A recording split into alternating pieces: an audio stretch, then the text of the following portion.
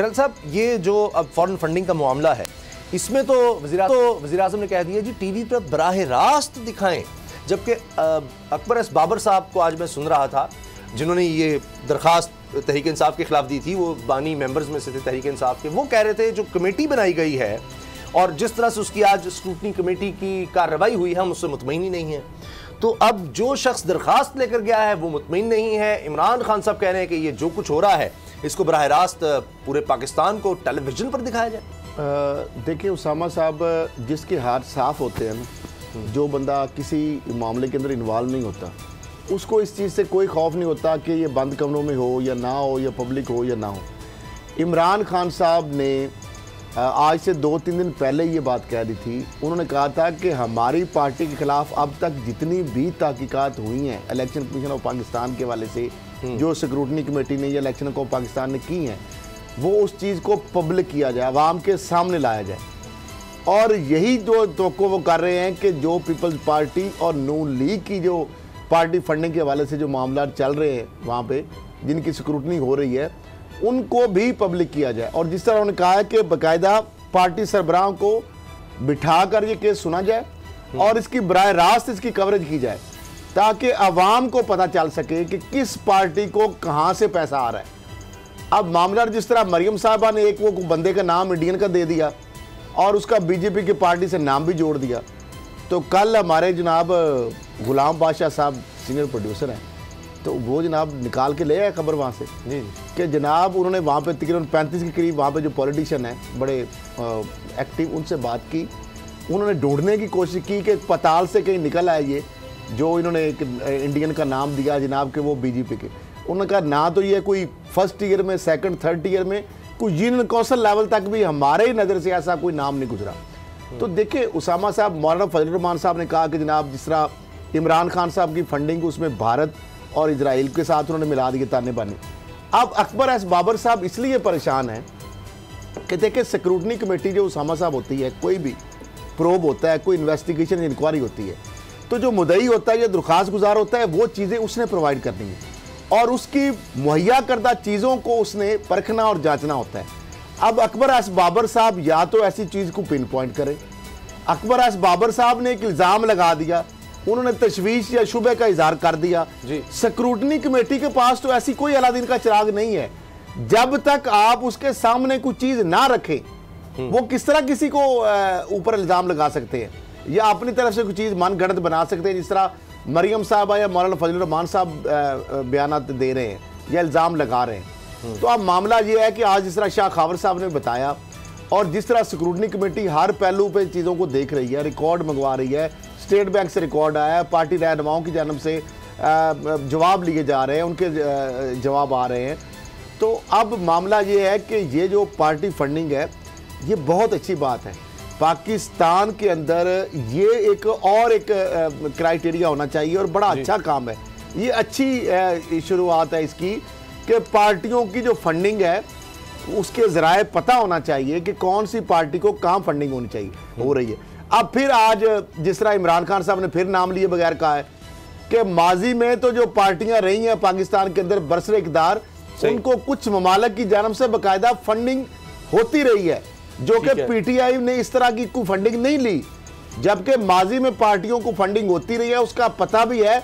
लेकिन हम नहीं चाहते कि उन ममालिक के साथ हमारे चूंकि तल्लुकात हैं, तो हम नहीं चाहते कि उनको बीच में लाया जाए इस मामले में। अच्छा, फिर उसके बाद दहशतगर्दों से फंडिंग होती रही है। उसामा बिन लादेन के हवाले से ये रिकॉर्ड पे चीजें हैं, ये किताबों में लिखी हैं चीजें, इसको नहीं भुट्टो साहब अभी भी रहनुमा ये कह चुकी हैं कि जी ये तो अब मामला ये है कि इमरान खान साहब तो ओपन कह रहे हैं कि ठीक है जो है होता है इसको करे, ओपन करे। साहब ये चैलेंज क्या कबूल करेगी ऑपोजिशन इमरान खान का? वो कहते हैं जी पहले भी पीडीएम ने जाकर नाम ले लिए, इसराइल और भारत से फंडिंग हुई है, आज तरीके इंसाफ की तरफ से फरूख हबीब कह रहे थे जिस पर माफी मांगे। तो ये जो इमरान खान साहब चैलेंज कर रहे हैं ये तो बड़ा अच्छा मौका है पीडीएम के लिए, वो इसको कबूल करे, सबके सामने आ जाए सारी प्रोसीडिंग। उसामा साहब इस केस में से कुछ नहीं निकलना, मैं आज आपको बिल्कुल ओपनली बता रहा हूँ, कुछ नहीं इस केस में। बिल्कुल ये सिर्फ कौम को ट्रेन की बत्ती के पीछे लगाया जा रहा है, ये अपोजिशन ने लगा दिया है, मौलाना फजल रहमान ने लगा दिया है और एक जानबूझ के एक ऐसी डिबेट क्रिएट की जा रही है। मैंने वहाँ पे इलेक्शन कमीशन में बहुत सारे ज़िम्मेदार ऑफिसर से बात की, बड़ी डिटेल में उनसे बात की कि क्या होगा। चीज़ ये है कि इलेक्शन कमीशन एक सॉफ्ट टारगेट है। यहाँ पर जिसका दिल करता है वो ये कह देता है, कोई जितने भी इलेक्शन हुए हमेशा ये कि जी इलेक्शन सारे रिग होते हैं और इलेक्शन कमीशन जो है जनाब वो ज़िम्मेदार होता है, चीफ इलेक्शन कमिश्नर जिम्मेदार होता है। नून लीग ने कहा जी इलेक्शन जो है वो रिग हुए, हालांकि अनवर रज़ा साहब जो थे उनके अपने लगाए हुए चीफ इलेक्शन कमीशन थे। उसके बाद सेक्रेटरी बाबर यकूब उनके अपने लगाए हुए थे और उनकी अपॉइंटमेंट उन्होंने खुद की और बाद में कह दिए कि जी ये जनाब ये इलेक्शन जो है ये RTS बैठ गया, ये हो गया, वो हो गया। बाबर यकूब साहब से मेरी बड़ी डिटेल में इस पर बात हुई। अच्छा, उसमें सिर्फ एक टेक्निकल फॉल्ट है, कोई रिगिंग वाला एलिमेंट उसमें शामिल नहीं है। इसी तरह से फॉरेन फंडिंग केस जो है इसमें भी कोई ऐसी चीज़ नहीं है जिससे कोई चीज़ निकलेगी। पहली बात ये कि इलेक्शन कमीशन के पास कोई इख्तियार ही नहीं है। हाँ, वो एक स्क्रूटनी कमेटी बैठा देगा, स्क्रूटनी कमेटी अपनी ऑब्जर्वेशन दे देगी जिसमें ये है कि PTI बहुत बड़ी पॉलिटिकल पार्टी है जिसको सबसे ज़्यादा बाहर से फंडिंग आई है और ये फंडिंग जो है ये ऑफकोर्स ये पाकिस्तानी जो बाहर हैं PTI की सबसे जो ज़्यादा सपोर्ट है वो बाहर है, वहाँ से बेताशा पैसा पार्टी फंडिंग में आया है, इसमें कोई शक नहीं है। उन्होंने 4000 अकाउंट जो है उनकी डिटेल्स भी दे दी है कि ये वो 40,000 की डिटेल भी दे दी कि इसको स्क्रूटनी कर लें।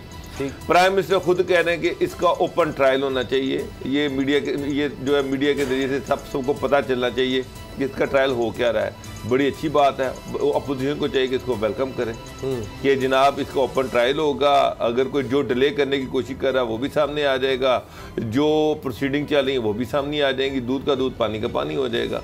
मुझे तो इसमें कोई ऐसी चीज़ नज़र नहीं आ रही। अच्छा। और PTI पूरी इत्मीनान है, बाकी दो पॉलिटिकल पार्टीज हैं उनके अकाउंट से भी कुछ नहीं निकलना, ये भी मैं आपको बता रहा हूँ।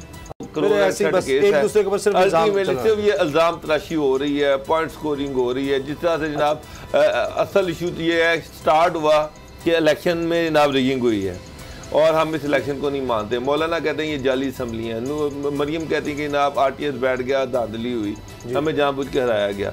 होना तो ये चाहिए था कि ये और अल्टीमेटली इलेक्शन कमीशन के बाद धरना दिया जा रहा है कि जनाब इनको बाहर से फंडिंग हुई है।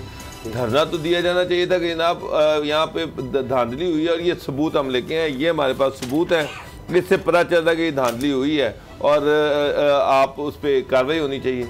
वो तो बात ही गोल हो गई।